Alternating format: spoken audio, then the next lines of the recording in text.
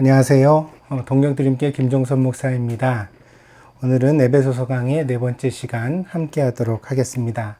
먼저 잠시 기도합니다. 복되신 주님, 지난 한 주간도 은혜로 함께 해주심을 감사드립니다. 우리가 날마다 하나님의 말씀과 동행해야 온유하고 겸손하신 예수님을 본받아 살아갈 터인데 게으르고 나태하여서 하나님의 말씀을 가까이 하는 것을 잃어버릴 때가 많습니다. 주님, 저희들의 마음에 부지런함을 부어주셔서 하나님의 말씀을 잘 붙들고 살아가는 복된 성도가 될 수 있도록 인도하여 주시옵소서. 이제도 주의 말씀을 묵상하고자 하오니 주의 성령께서 지혜의 눈을 열어주시고 오늘 우리가 이 말씀을 통하여 은혜 받을 수 있도록 인도하여 주시옵소서. 감사를 드리며 예수님의 이름으로 기도했습니다. 아멘.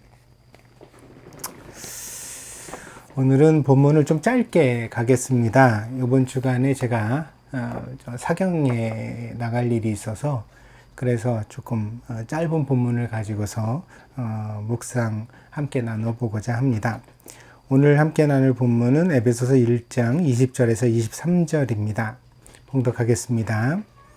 그의 능력이 그리스도 안에서 역사하사 죽은 자들 가운데서 다시 살리시고 하늘에서 자기의 오른편에 앉히사 모든 통치와 권세와 능력과 주권과 이 세상뿐 아니라 오는 세상에 일컫는 모든 이름 위에 뛰어나게 하시고 또 만물을 그의 발 아래에 복종하게 하시고 그를 만물 위에 교회의 머리로 삼으셨느니라. 교회는 그의 몸이니 만물 위에 안에서 만물을 충만하게 하시는 이의 충만함이니라. 아멘. 지난 시간에는 우리가 함께 바울의 기도, 이 에베소서의 1장에 나오는 바울의 기도의 내용들을 갖다가 우리가 함께 살펴보았습니다. 바울은 이 에베소서 가운데서 성도들의 눈을 하나님께서 밝혀달라고 기도하고 있습니다. 이렇게 영적인 눈이 밝아지면 그들은 모르는 것을 알게 될 것입니다.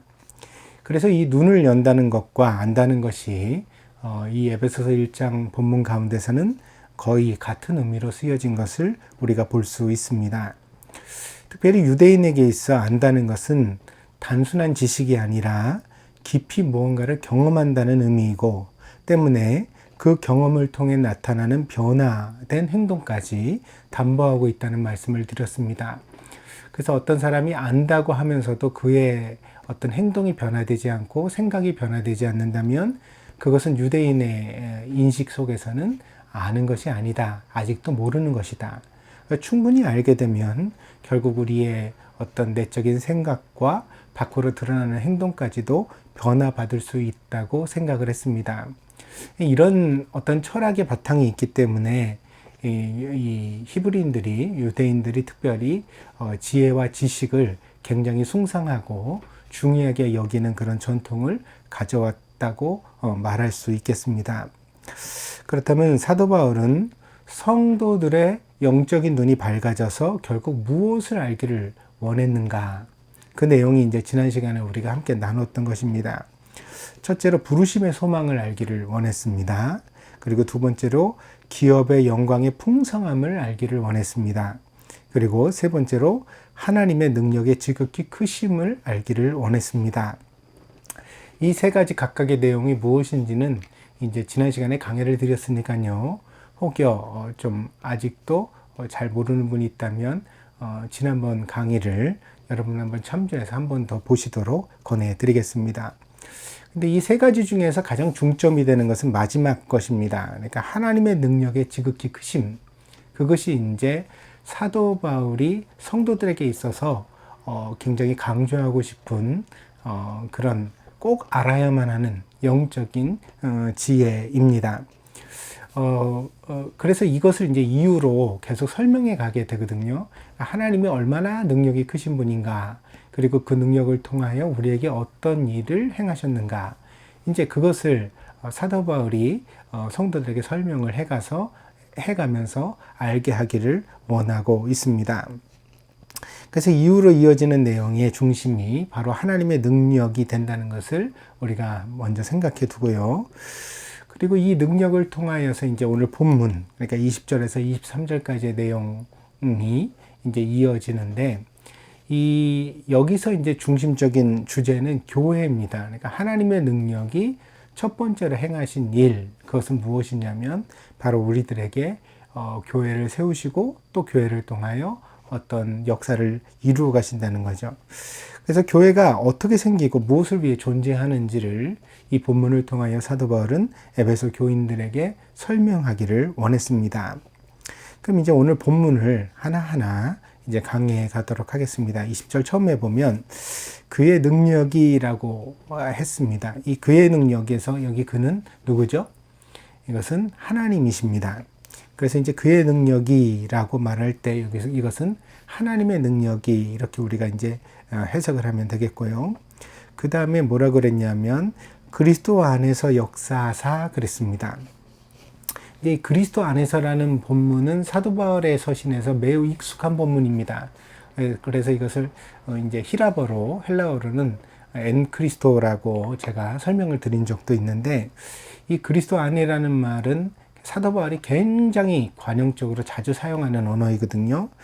근데 이제 이 말을 사용할 때 대부분은 성도들에 관해서입니다. 왜냐하면 이 성도라는 것은, 그러니까 신자들은 예수님의 은혜 안에서 살아가는 사람들이기 때문입니다. 그래서 그 신자들의 모든 은혜의 풍성함을 얘기할 때 엔 크리스토, 그러니까 그리스도 안에서라고 그의 안에서라고 말하는 것이 당연하다고 할 수가 있겠습니다. 그러나 오늘 본문에서는 조금 다릅니다. 오늘 본문에서는 그야말로 직역하여서 그리스도 안에서입니다. 이게 무슨 얘기냐면 예수님 안에 하나님의 능력이 역사하셨다는 것입니다. 그래서 이것은 우리가 우리의 한국말로 조금 더 번역하여 말하면 그리스도에 대하여 뭐 이렇게 번역할 수도 있겠습니다. 그래서 하나님의 능력이 예수님 안에서 혹은 예수님에 대하여 역사하셨다. 이렇게 이제 설명을 하고 있습니다. 그래서 이 하나님의 능력이 그리스도께 역사함으로써 결국은 어떻게 하냐면 예수님을 영화롭게 하셨거든요. 그래서 예수님께서 그 하나님의 아들 되심을, 그리고 모든 주권자가 되심을 이제 하나님께서 그 능력을 통하여 입증하고 보여주셨다는 것이거든요. 그래서 그 내용을 갖다가 이제 설명해 가게 되어집니다. 하나님이 예수님에 대하여 그 능력을 통하여 행하신 일, 그것을 이제 이 본문이 설명하고자 합니다. 그렇다면 이 일이 왜 우리에게 중요한가? 하나님이 그리스도께 하신 일이 왜 성도들에게 중요한가? 왜냐하면 바로 예수님께 행하신 그 일이 바로 또한 성도들에게 일어날 일이기 때문입니다. 그래서 하나님이 그 능력을 통하여 예수님께 하신 그 일은 이제 장차 모든 믿음을 가지고 있는 성도들에게 똑같이 일어날 그런 어떤 모범, 본이라고 할 수가 있는 거죠. 그런 면에서 우리가 예수님께 일어난 일을 먼저 살피고 아는 것이 중요해지고 또 필요성이 있는 것입니다. 사도 바울은 그것을 성도들에게 알려주기를 원했습니다. 그렇다면 하나님의 능력은 예수님께 어떤 일을 행하셨습니까? 오늘 20절서부터 22절까지 계속되는 내용 가운데서 이제 5가지를 하나님께서 행하셨다고 사도 바울이 설명을 하는데요. 첫 번째는 죽은 자들 가운데서 다시 살리셨습니다. 20절에 나오죠.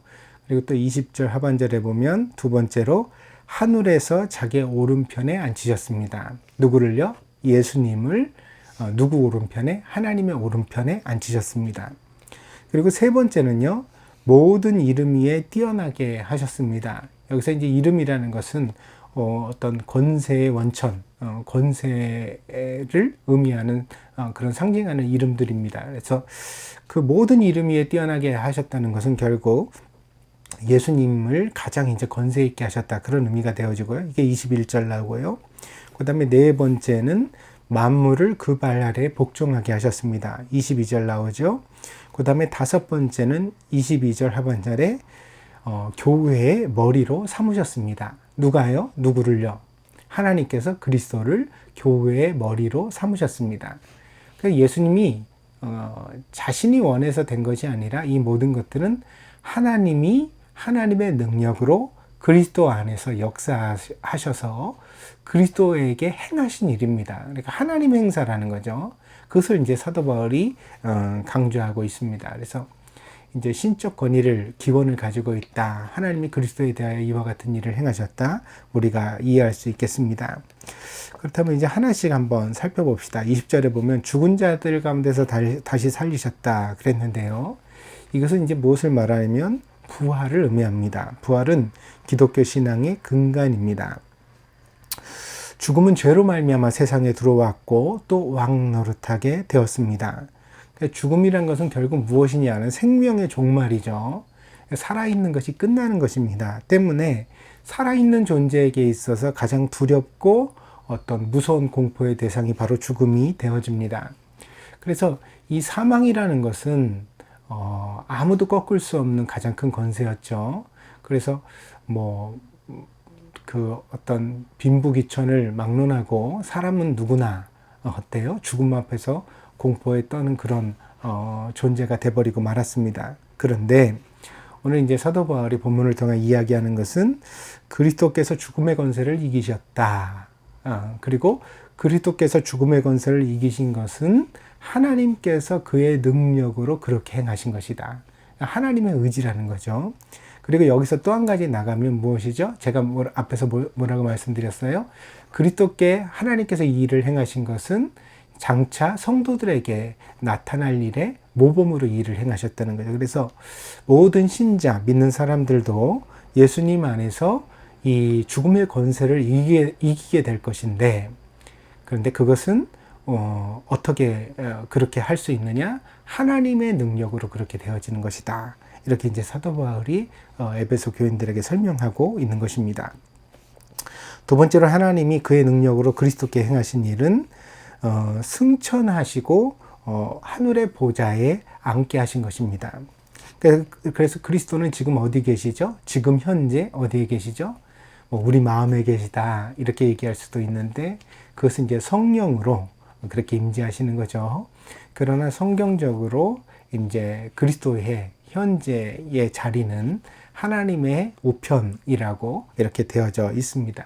그 하나님의 우편은 이제 하늘나라니까 그리스도께서는 승천하셨고 그리고 지금 하늘 보좌, 하나님의 보좌 우편에 앉아 계시다. 이렇게 우리가 고백을 하는 것입니다. 이 우편이라는 말, 오른쪽이라는 것은요, 방향으로 오른쪽이라는 뜻이 결코 아닙니다. 그래서 이제 유대인들이 관용적으로 이 말을 사용하다 보니까요, 예수님께서 십자가에 달리셨을 때도 한편 강도는 예수님을 조롱했고 한편 강도는 회개하여서 구원을 청원했잖아요. 어느 편 강도가 그럼 예수님께 회개한 강도냐 그랬을 때 우리가 어떤 습관적으로 오른편 강도다 이렇게 얘기를 하거든요. 근데 사실 복음서를 살펴보면 오른편인지 왼편인지 나와 있지 않습니다. 오른편인지 왼편인지 우리는 모르지요. 근데 이제 습관적으로 오른편은 right 좀 어떤 정의로운 자리 뭐 이런 식으로 이제 우리가 해석하는 경향이 있고 그 왼편 이러면은 조금 뭐랄까 부정한 자리로 해석하는 경향이 있습니다. 그래서 이제 그것이 나오는 부분도 있습니다. 예수님께서 이제 양과 염소를 나누실 때 오른편과 왼편으로 나눴다. 이런 표현들이 이제 유대인의 어떤 습관에서 나오는 내용들입니다. 그러다 보니까 이제 오른편이 어떤 방향적 의미보다는 어떤 상징적 의미가 있다는 것을 알고서 성경을 볼 필요가 우리가 있는데요. 그렇다면 이 오른편은 어떤 자리냐? 그러면 그 권세가 위임된 자리입니다. 그러니까는 높은 권위의 왕이 만약에 어떤 신하에게 대신 어떤 정사를 보도록 한다면 어느 편에? 오른편의 자리를 마련하고 거기에 앉혀서 이제 그 일을 하도록, 그러니까 너는 나의 위임된 권세를 가졌다 이런 의미로 그렇게 행하는 거죠. 그래서 이제 뭐 옛날 왕들 중에서는 왕이 너무 어려서 뭐 수렴 청점 뭐 그런 걸 행한다 이런 얘기가 있잖아요. 그러니까 부모가 정치를 하는데 대신 어린 왕을 앞에다 세워놓고 이렇게 하는 거죠. 이제 그것이 이제 오늘 성경의 의미로 보면 하나님의 보좌 오른편에 있는 보좌를 의미하게 되는 것입니다. 그래서 이 오른편의 보좌라는 것은 권세가 위임됐다는 뜻이다. 이렇게 이해하시면 되겠습니다. 이것은 우리 신자들에게 큰 위로가 됩니다. 왜냐하면 하나님의 모든 권세를 위임받으신 그리스도께서 오늘 우리의 중보가 되어 계시기 때문입니다. 그래서 히브리서 같은 데서는 바로 그렇기 때문에 우리가 하나님의 보좌에 담대함으로 나아갈 수 있다, 이렇게 언급하고 있는 것이죠. 그러니까 하나님이 지금 예수님이 지금 어디 계십니까? 하나님의 보좌 오른편에 앉아 계십니다. 그것은 무슨 의미죠? 하나님의 모든 권세를 그리스도가 위임받으셨다는 뜻이고요. 또한 그렇기 때문에 이 예수님께서 우리를 위하여 모든 중보를 감당하실 수 있다는 의미가 됩니다. 세 번째로 예수님은 하나님께서는 그 능력으로 예수님을 어떻게 하셨냐면 최고의 권세를 부여하셨습니다. 그것이 이제 모든 이름 위에 뛰어나게 하셨다라는 그런 표현 속에 나타나 있는 의미입니다. 예수님은 최고의 권세를 가지셨다는 거죠. 여기에서 이제 권세를 설명하는 여러 가지 단어가 나옵니다. 오늘 본문에 보면 모든 통치, 권세, 능력, 주권, 그리고 또 마지막에는 이제 이름 위에 뛰어나게 하셨다. 모든 이름 위에 뛰어나게 하셨다. 이런 표현을 사용하고 있거든요. 이게 이제 다 비슷한 개념들입니다. 사실은 이 통치라는 말은요, 이제 지배자의 권리로서 법을 제정하는 권한입니다. 그래서 옛날에 왕은 말을 하면 그게 법이 됐잖아요. 지금부터 곡식을 얼마씩 내라. 그러면 그게 그냥 법인 거죠. 그 조세법이 돼가지고 사람들이 그걸 따라야 되는 거고, 지금부터 목소리를 크게 내는 사람은 죽는다. 그러면 그 말도 안 되는 법이지만 왕이 말했으니까 이게 법이 되는 거죠. 이렇게 이제 그 법을 제정할 수 있는 막강한 권한을 이제 통치라고 이야기를 하고요. 그 다음에 이제 본문 가운데 권세라는 것은 소유와 권리를 주장하는 것입니다. 그래서 이거 이제 우리가 복음서 가운데서도 보게 되어지는데, 예수님이 6월절에 이제 예루살렘으로 올라가실 때 그냥 가지 않고 어린 나귀를 타고 가게 되시죠. 그때 제자들을 보내어서 어느 남의 집 문 앞에 메어져 있는 어린 나귀를 끌어오라고 하십니다. 근데 그때 말씀하시기를 뭐라고 하시냐면, 누군가 이 나귀를 왜 데려가느냐 이렇게 물으면 뭐라고 대답하라고 그러셨죠? 주가 쓰시겠다 하라, 이렇게 말씀하셨잖아요. 이게 이제 무슨 이야기냐면 소유권을 주장하는 거거든요. 주님이 쓰신다. 그러니까 원래는 그 나귀를 키우고 또 현재 소유하고 있는 누군가가 있겠죠. 근데 예수님이 주인이다, 주님이라고 스스로 이야기를 하십니다. 그러면서 주님이 쓰시니까 그걸 보내라, 이렇게 말을 하죠. 오늘날 같이 자본주의가 발달되어져 있는 세상에서는 이런 식의 명령을 참 받아들이지 못할 것입니다. 그러나 당시에는요, 이 권세라는 것은 당연히 그 소유권을 주장하는 것이라고 생각을 했거든요. 왕은 뭐든지 가질 수 있는 사람, 뭐든지 자기 것으로 삼을 수 있는 사람이라고 이해를 했어요. 그러니까 왕이 두려웠던 거죠. 왜냐하면 내가 가장 귀하게 여기는 것을 그냥 뺏어갈 수 있는, 단번에 가져갈 수 있는 그런 권한이 있는 사람이었으니까요. 그걸 이제 권세라고 이제 얘기를 하는 것입니다. 그리고 능력은요, 힘 자체죠. 무력이라든가 상대를 어떤 파괴할 수 있는 그런 힘을 이야기를 하고요. 그 다음에 이제 주권이란 말이 나오는데, 이것은 왕의 권세를 뜻합니다. 왕으로서의 어떤 권세를 이야기를 하는 거죠. 그럼 결국 이 모든 단어들은 다 무엇을 말하느냐? 이 세상에 있는 권세를 다 아우르는 것입니다. 그러니까 세상의 어떤 파워를 의미하는 단어들을 다 끌어왔죠. 그러니까 이런 권세들이 세상에는 있습니다. 그런데 이런 권세를 사람이 어떤 행사한다는 것은 거기 어떤 그 권세의 이름이 또한 있거든요. 이게 무슨 얘기냐면, 왕은 왕의 권세가 있죠. 황제는 황제의 권세가 있죠. 대제사장은 대제사장의 권세가 있죠. 그래서 예수님을 죄도 없는데 죄를 정해서 십자가에 처형하도록 그렇게 이제 어떤 죄를 정해서 사형을 정한 것들이 대제사장이나 빌라도 총독의 권세 이런 거 아닙니까? 오늘날에도 이제 대법관의 어떤 권세가 있을 것이고, 또 교황과 같은 사람의 종교적인 권세가 있을 것이고 있겠죠. 그러니까 그 이름과 그 권세가 함께 가는 거죠. 어떤 면에서 권세라는 것은 특정한 이름 가운데서 나오는 것이라고 말할 수도 있겠습니다. 그래서 이런 권세의 종류를, 힘의 종류를 쭉 나열한 다음에 맨 마지막에 뭐라고 말하냐면, 모든 이름 위에 뛰어나게 하셨다 이렇게 말하거든요. 모든 이름, 그 권세의 주체가 되어지는 이름들이죠.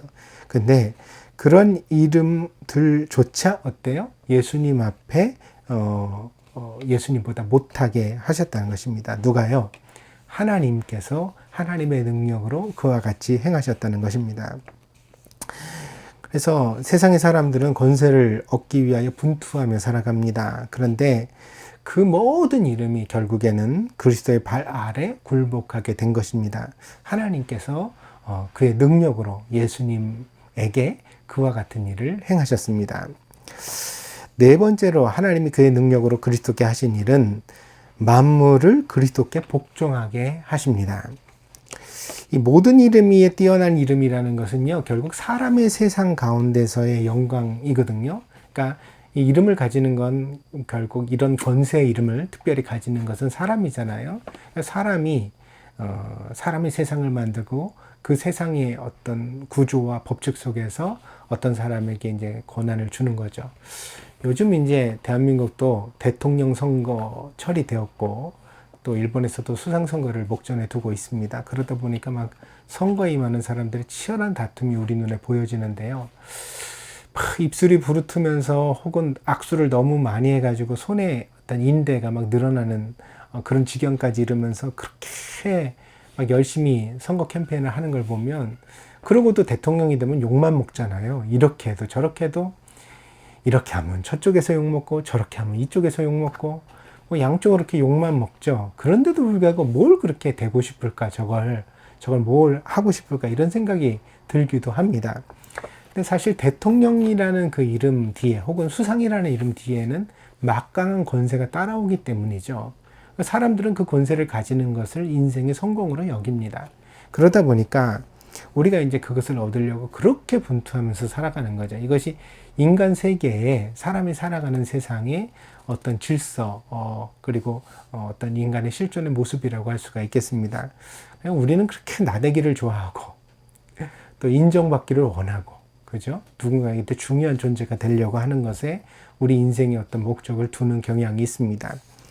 근데 이제 이 네 번째로 하나님께서 그리스도에게 만물을 복종하게, 만물을 그리스도께 복종하도록 만드셨다는 여기에는요, 이 만물은 인간의 세계를 넘어서는 것입니다. 다시 말하면 더 넓은 세계, 모든 피조 세계조차 다 그리스도께 복종하도록 하나님께서 능력으로 만드셨다는 것입니다. 하나님께서 그리스도에게 위임하신 권세는 단지 사람들에 대한 것만이 아니라 모든 피조 세계에 대한 주권까지 위임하신 것입니다. 그래서 어때요? 폭풍우도 잠잠해져야 되고, 예수님이 명령하시면 그렇게 돼야 되는 거예요. 산도 옮겨져야 되는 거고, 예수님께서 명령하시면 그 모든 것들이 그렇게 되어져야 되는 것입니다. 그래서 제자들이 밤새 한 마리도 물고기를 잡은 것이 없었지만 예수님이 배 오른편에 그물 한번 던져라. 그러면 그물 던지면 많이 잡혀야 되는 거예요. 거기 뭐가 있죠? 만물이 그리스도께 복종하는 권세가 있다. 그것을 누가 하셨냐? 하나님이 그의 능력으로 예수님께 그와 같은 일을 행하셨다. 그래서 이 예수님은, 그리스도는 만물의 주관자가 되시고 또한 최종 심판자가 되신다는 것입니다. 그리고 마지막 다섯 번째로 하나님이 그리스도에게 행하신 일은 교회의 머리가 되게 하셨습니다. 하나님께서 위임하신 권세를 가지고 그리스도께서 선택하신 자리는 바로 교회의 머리가 되시는 것입니다. 그래서 앞에 나온 것들도 다 중요하지만 이 앞에 나온 모든 것들이 결국 최종적으로 꽃이 피고 열매를 맺는 것은 바로 이것이죠. 뭐냐? 왜 하나님이 그리스도께 부활을 주셨어요? 왜 승천하셔서 하나님의 보좌 오른편에 앉아서 모든 권세를 위임받는 그런 분이 되게 하셨어요? 그래서 사람 세상의 권세나 또는 모든 피조 세계의 권세조차 다 예수님께 복종하도록 만드신 그 최종적 목적이 무엇입니까? 그 결정적인 장면은 바로 예수님께서 교회의 머리가 되시는 것이다. 이렇게 설명하고 있는 것입니다. 그래서 이것이 그리스도의 최종적 목적입니다. 이 땅에 성육신으로 오신 까닭도, 그러니까 예수님이 교회의 머리가 되시려는 목적이 없었다면 어린아이로 태어나실 필요도 없었죠. 그리고 또 모든 고난을 달게 받으시고 십자가에 달리실 일도 없었습니다. 그리고 또 부활하신 것도 승천하신 것도 이 모든 예수님의 어떤 그 사람이 되어셔서 우리 가운데 오셔서 행하신 모든 일의 한 가지 목적은 바로 교회의 머리가 되셔서 교회를 영광스럽게 하시려는 그 목적 가운데 되어진 일이라는 사실입니다. 예수님께서 광야에서 40일 동안 금식하셨을 때 마귀가 와서 예수님을 시험했습니다. 그때 마지막 시험이 무엇이었는지 기억하십니까?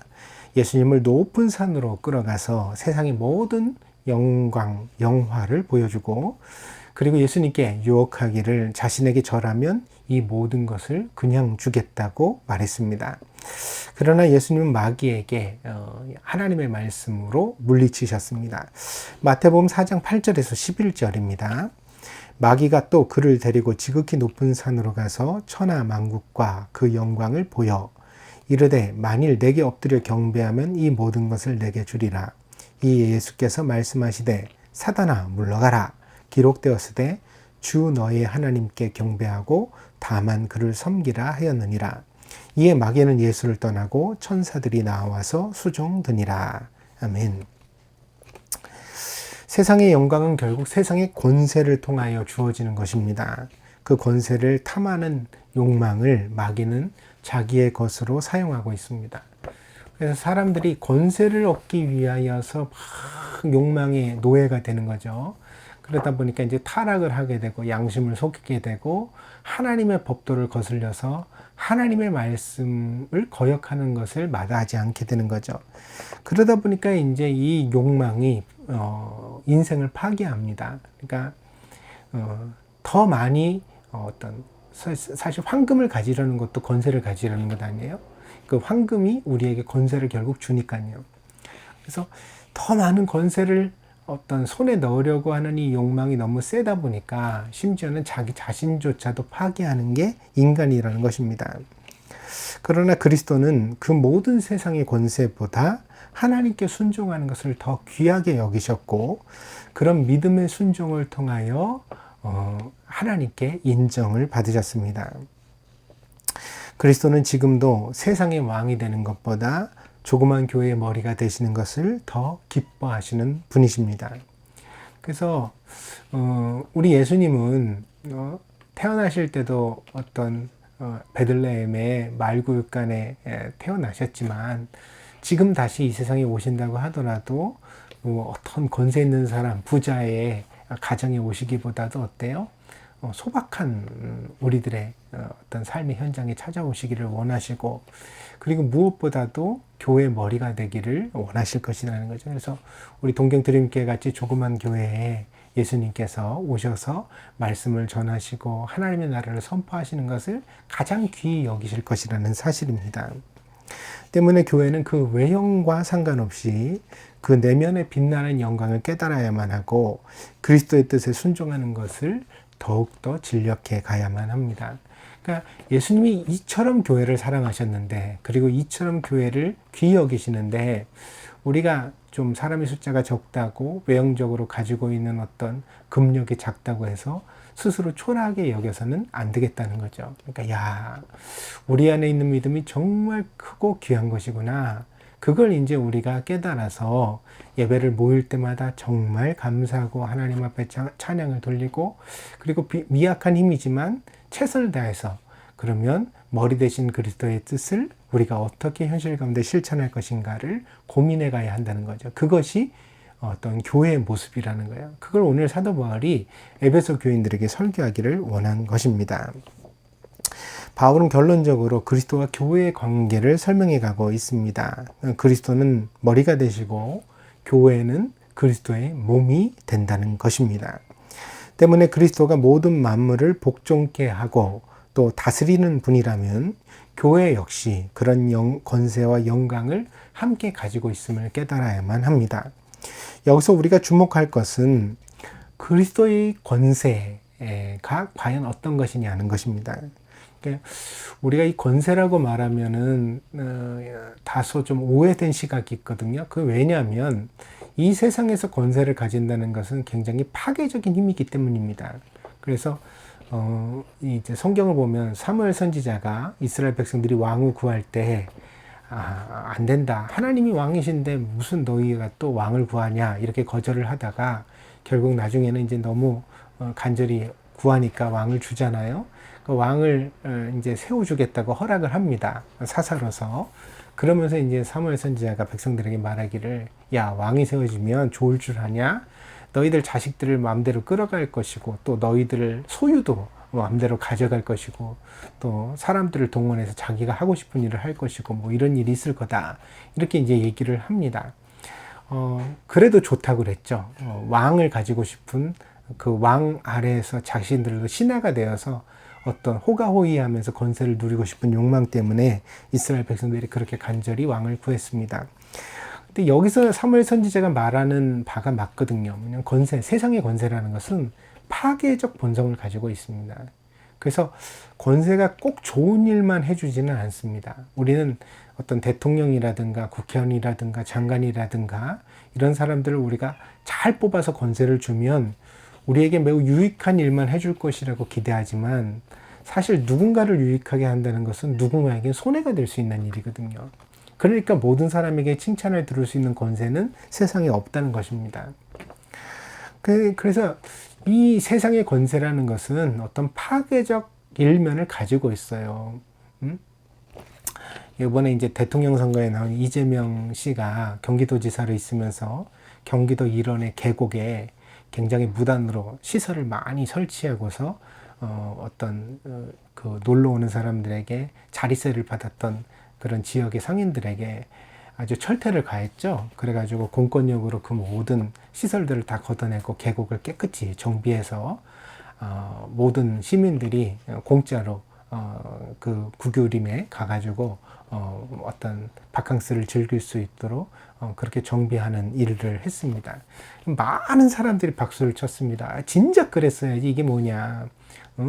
그 계곡에 가서 발 한번 담글려면 2, 3만 원짜리 닭을 갖다가 7만 원, 10만 원씩 주고 먹어야 되는 게 말이 되냐. 사람들이 분통을 터뜨리다가 이런 일을 보고서 굉장히 기뻐했습니다. 근데 여러분 생각해 보세요. 그 계곡에서 그 자릿값을 받으며 닭 장사를 십수년 동안 해왔던 사람들에게는 아니 이 이재명 씨가 경기도지사가 된 일이 좋은 일이겠어요? 얼마나 그게 진짜 수천만 원씩 들여가지고 시설했던 걸 포크레인으로 다 걷어내고 그랬을 때 얼마나 분통이 터지고 화가 났겠어요. 그죠? 억울하고 우리가 공의를 세운다는 일이지만 일면에서는 좋은 사람도 있지만 나쁜 사람도 있는 거예요. 근데 이것을 우리가 피할 수가 없습니다. 이 권세는요, 이런 파괴적 어떤 일면이 감춰져 있기 때문이에요. 어쩔 수가 없습니다. 그래서 세상의 권세는 다 이런 일면을 가지고 있습니다. 그래서 이제 우리가 권세라고 말하면 그 빛과 그림자를 함께 생각하지 않을 수가 없는 거고, 그래서 어떤 권세를 잡은 자가 되기보다는 그 권세에 의하여서 어떤 착취를 당하거나 어떤 영향을 받을 수밖에 없는 보통 사람의 입장에서는 이 권세라는 것의 이미지가 굉장히 부정적일 수밖에 없는 겁니다. 권세 그러면 뭔가 내가 호가호위를 하거나 그럴 때는 좋지만 그렇지 않고 내가 뭔가 그 아래 복종해야 되는 이미지 속에서는 굉장히 좀 나쁘게 부정적으로 보여줄 수밖에 없습니다. 그런데 오늘 이제 사도 바울은 본문 가운데서 그리스도의 권세를 설명하거든요. 그것은 세상의 모든 권세를 굴복시키는 권세이지만 그것은 선한 권세입니다. 다시 말하면 그리스도께서 우리를 통치하심을 통하여 우리가 불행해지는 것이 아니라 오히려 우리가 더 복되게 되어지고 더 감사하는 그런 모습이 되게 된다는 사실입니다. 이것은 본래 하나님께서 세상을 창조하실 때 보여주신 모범입니다. 그래서 하나님이 창조주로서의 권세를 가지셨죠. 그래서 법을 제정하셨습니다. 선악과는 먹지 말아라. 그러나 다른 모든 것들은 너에게 자유로 허락한다. 이게 이제 하나님의 권세죠. 법을 제정하신, 율법을 제정하신 권세입니다. 근데 이 권세는 선하게 작동을 했죠. 그래서 우리 모두가 거기서는 낙원이었습니다. 죄도 없었고 사망도 없었고, 그리고 우리를 얽어매는 율법도 없었습니다. 우리는 오직 그 하나님의 권세 안에서 생명과 자유와 그리고 모든 행복을 누릴 수가 있었습니다. 이 에덴 동산에서 하나님은 그래서 이 선악과라는 한 가지 법칙을 통하여서 하나님과 아담 사이의 질서를 세우신 이후에 그 나머지는 모두 아담에게 위임하셨거든요. 아담이 그 권세를 가졌던 거예요. 그런데 그만 첫 번째 아담은 하나님께 순종하는 것을 실패하여서 죄를 지었고, 죄가 들어옴으로 말미암아 아담 자신도 불행에 빠졌지만, 그로 말미암아 아담의 권세 아래 있었던 모든 만물도 저주와 불행 가운데 빠지게 된 것입니다. 그런데 두 번째 아담이 되시는 그리스도께서는 십자가의 순종으로 이 모든 아담의 죄를 회복하셨습니다. 때문에 예수님의 순종은 우리의 은혜의 원인이 되었습니다. 그래서 이 예수님은 이 십자가의 은혜를 통하여서 우리를 다스리시는데, 이 예수님의 다스림은 우리에게 선한 권력이라는 것입니다. 그리고 교회는 그런 그리스도의 권력에 함께 참여하는 사람들입니다. 그리스도는 교회의 머리가 되셔서 교회를 통하여 만물을 충만하게 하십니다. 그래서 제가 아까 뭐라 그랬죠? 권세는 명함이 있는데 특별히 권세는 착취적이다. 그러니까는 약한 사람의 것을 뺏어와야 힘 있는 사람이 더 강해지고 더 부유하게 되는 거죠. 그래서 고대로부터 모든 권세는 착취적이었습니다. 그런데 오늘 본문이 예수님의 선한 권세를 설명하면서 뭐라고 말하죠? 만물을 충만하게 하신다. 오히려 예수님의 권세는 어때요? 우리가 부족한 것을 채워주시는 권세라는 거예요. 예수님은 우리에게 뭔가를 받으실 필요가 없어요. 예수님이 손이 부족하셔서 우리에게 헌신을 요구하시는 것도 아니고, 물질이 부족하셔서 우리에게 연보하라고 하시는 것도 결코 아니라는 것입니다. 그러니까 예수님은 이미 모든 것을 가지셨고 모든 것의 주인이십니다. 그런데 그 권세를 가지고 오히려 어떻게 하기를 원하세요? 우리의 부족함을 채워주시기를 기뻐하시는 분이라는 거예요. 그래서 이것을 선한 권세라고 말하는 것입니다.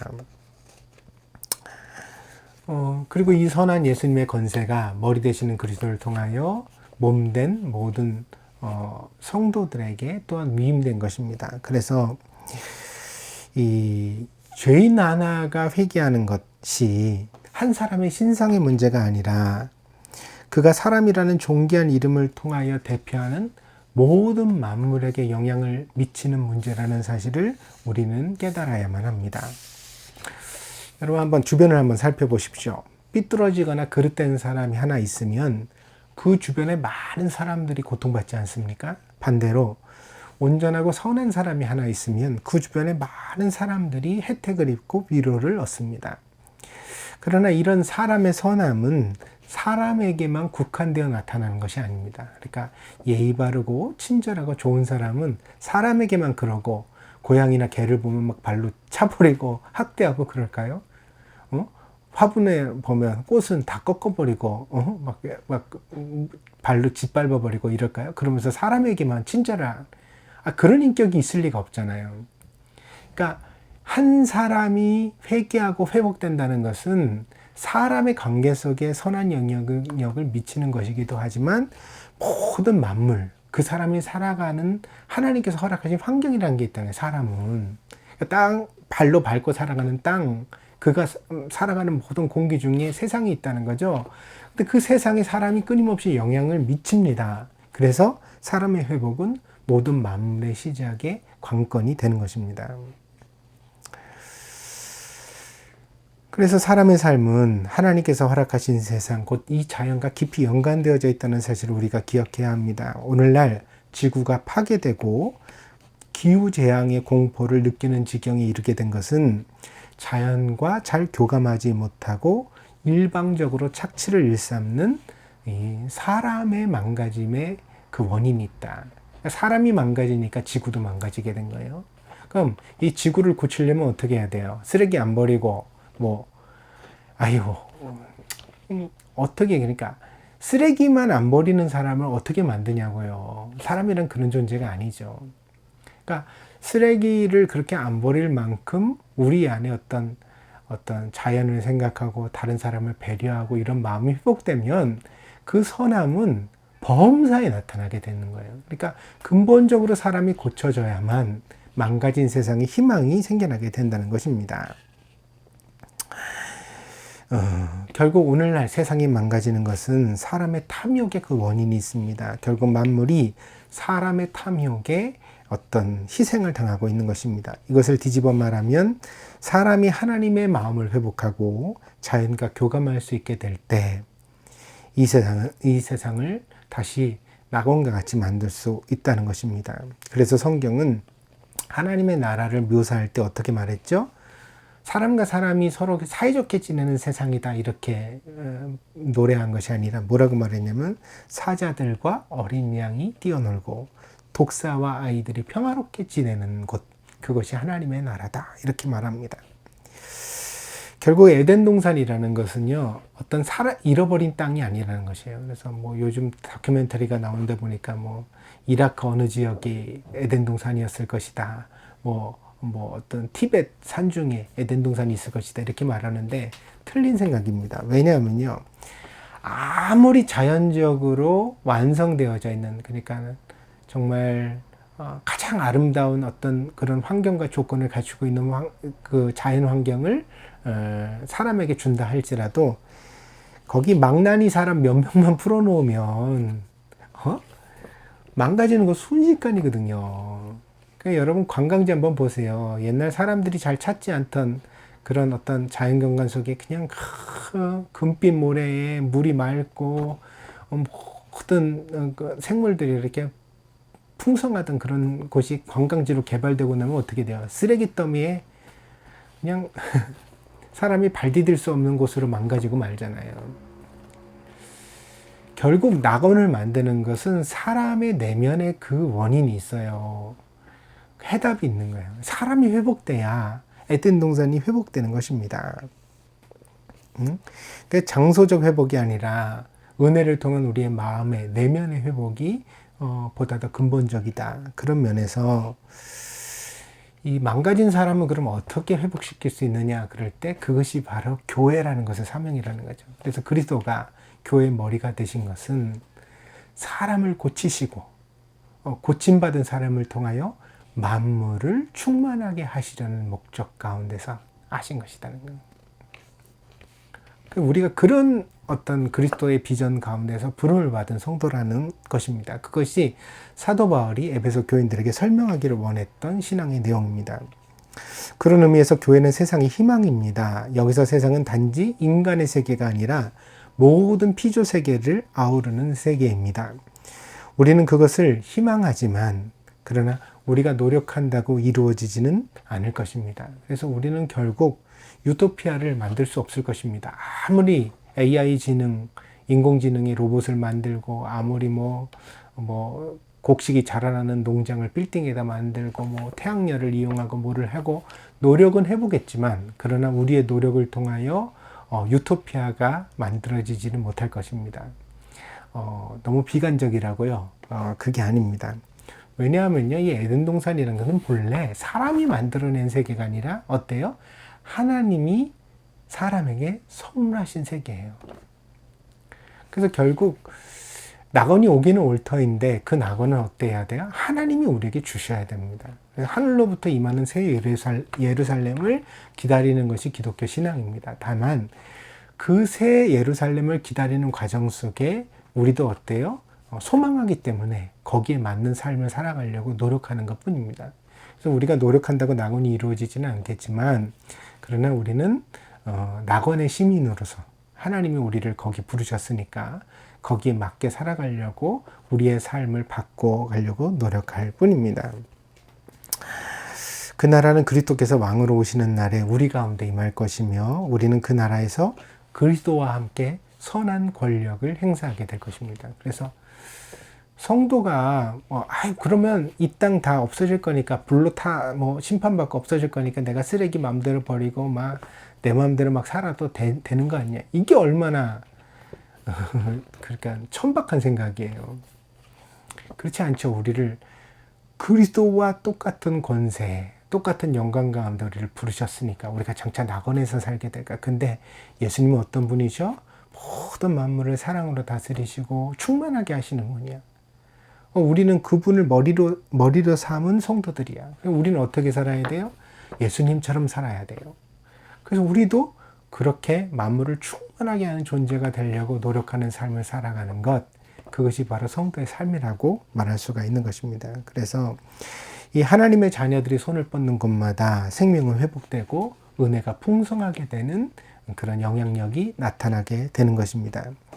교회의 사명은 결국 사람을 치유하는 것입니다. 그러나 한 사람의 치유가 온 세상에 미치는 영향력이 막대하다는 것을 우리가 잊지 말아야 되겠습니다. 오늘 그것을 깨닫게 될 때 제일 처음으로는 나 자신의 어떤 변화에 대하여서 막중한 책임감을 느끼게 될 것이고, 또한 우리가 함께 살아가는 사람들, 내 곁에 있는 사람들에게 선한 영향력을 끼치고 그리스도를 전하는 것의 중요함을 우리가 다시 생각하게 될 것입니다. 그래서 이런 은혜를 통하여서 우리가 정말 머리 되시는 그리스도를 예수님을 머리로 여기는 그런 어떤 몸된 교회를 함께 이루어가게 되어지기를 바랍니다. 오늘 우리에게 하나님의 은혜가 있을 줄 믿습니다. 오늘은 여기까지 하겠습니다. 기도하겠습니다. 사도 바울은 하나님의 능력이 그리스도 안에 역사하사 그를 부활하게 하셨고, 또 승천하사 하나님의 보좌 우편에 앉게 하셨고, 그리고 모든 이름 위에 뛰어나게 하셨고, 또 만물을 그 발 아래 복종하게 하셨으며, 또한 그리스도를 교회의 머리가 되게 하셨다고 설교했습니다. 오늘 우리가 이 모든 것들을 하나님께서 주시는 은혜 가운데 깨달아 알기를 원합니다. 이것을 알게 될 때 우리가 교회가 된 것이 얼마나 영광스러운 일인지를 우리가 깨닫고, 또한 우리들의 삶을, 그리고 우리들의 삶을 바꾸고 또 그리스도께 더욱 헌신하게 될 줄 믿습니다. 주님, 저희들이 정말 주님을 기쁘시게 하는 교회가 될 수 있도록 인도하여 주셔서 아버지 하나님, 저희들을 통하여 모든 사람에게뿐 아니라 하나님의 모든 피조세계에 선한 영향력을 행사하는 귀한 교회가 될 수 있도록 인도하여 주시옵소서. 감사를 드리며 예수님의 이름으로 기도했습니다. 아멘.